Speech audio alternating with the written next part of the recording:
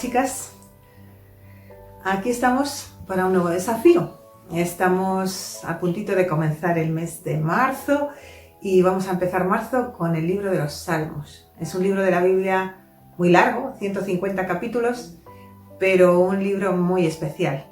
Yo creo que todos nos podemos identificar en muchos de ellos porque reflejan pues la vida del ser humano, los altos y los bajos del ser humano. Y muchos de ellos son que salen muy del corazón. Bueno, ya os he dicho que son 150, hay diferentes tipos de salmos, hay de alabanza, que son la mayor parte, que exaltan, glorifican a Dios, hay de acción de gracias, que es dar gracias a Dios, hay de súplica o de expresar sufrimiento, lamentación, de esos también hay varios. Luego también hay reales o mesiánicos que se refieren al rey o también referencias al futuro Mesías, salmos como proféticos. Luego hay también sapienciales o didácticos de enseñanza. También tenemos históricos que cuentan eso, pues historia del pueblo de Israel, de cosas que sucedieron en el pasado. Luego también tenemos alfabéticos o acrósticos, que son que cada párrafo empieza por una letra del alfabeto hebreo. Y de esos salmos es el 119, que es el más largo de la Biblia.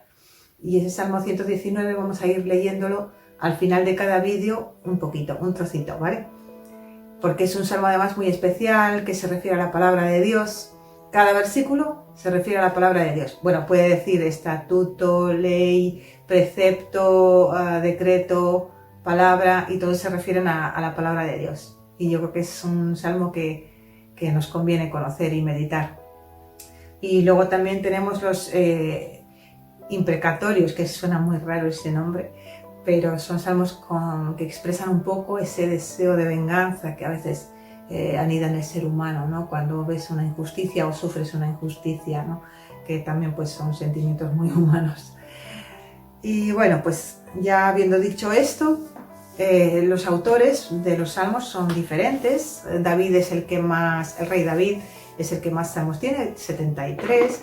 Luego también tenemos Asaf, que escribió 12 salmos. Luego están los hijos de Coré, que escribieron 10 salmos. Hay uno de Moisés, 2 de Salomón, y así. Pero luego hay muchos pues, que no se conoce su autoría, ¿vale? Estos salmos se han utilizado, bueno, desde que David fue rey. David introdujo en el templo pues, estos salmos para ser cantados. Entonces es como un libro de canciones, también podríamos decir.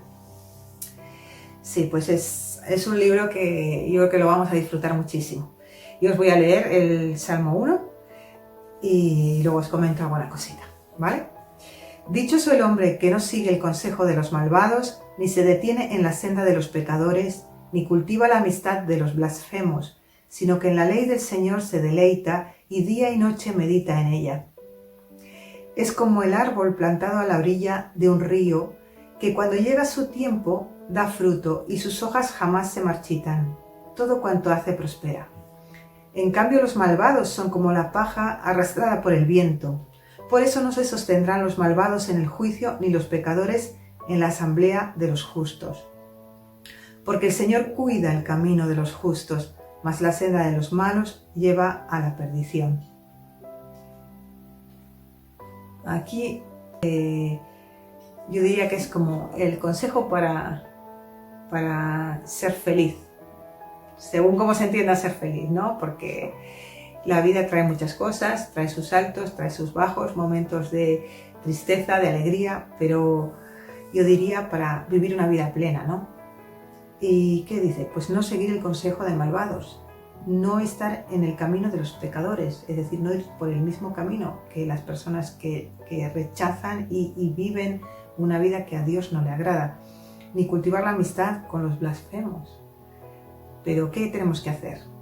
Si estas cosas no debemos hacer, luego dice, ¿qué debemos hacer? Es disfrutar, deleitarnos en la ley de Dios, deleitarnos en la palabra de Dios y meditar en ella noche y día. Que la palabra de Dios pueda ser nuestro gozo, nuestro alimento diario, ¿no?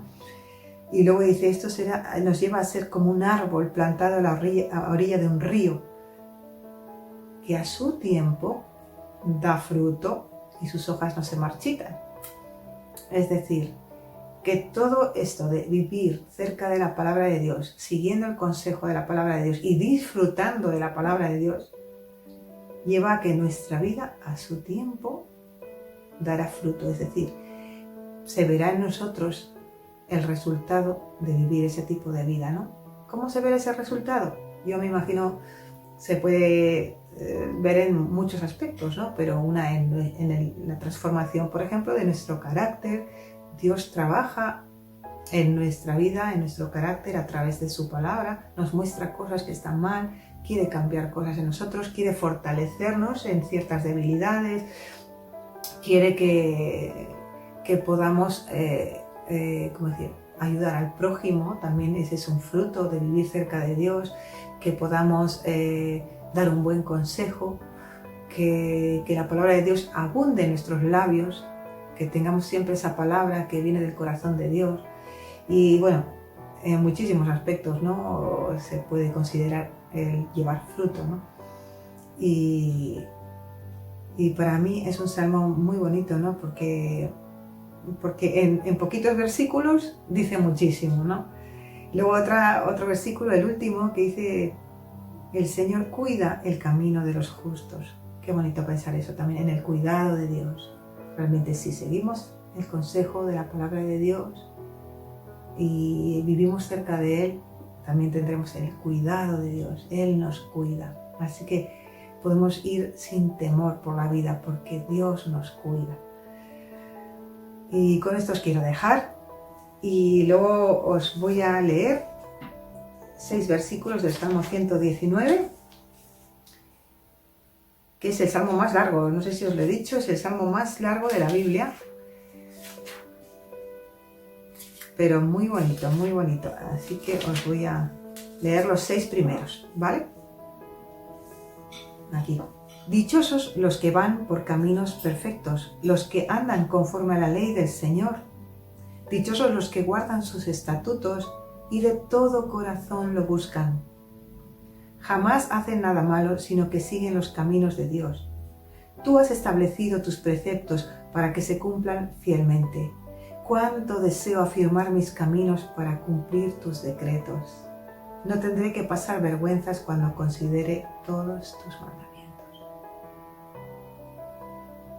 Dios os bendiga a todas.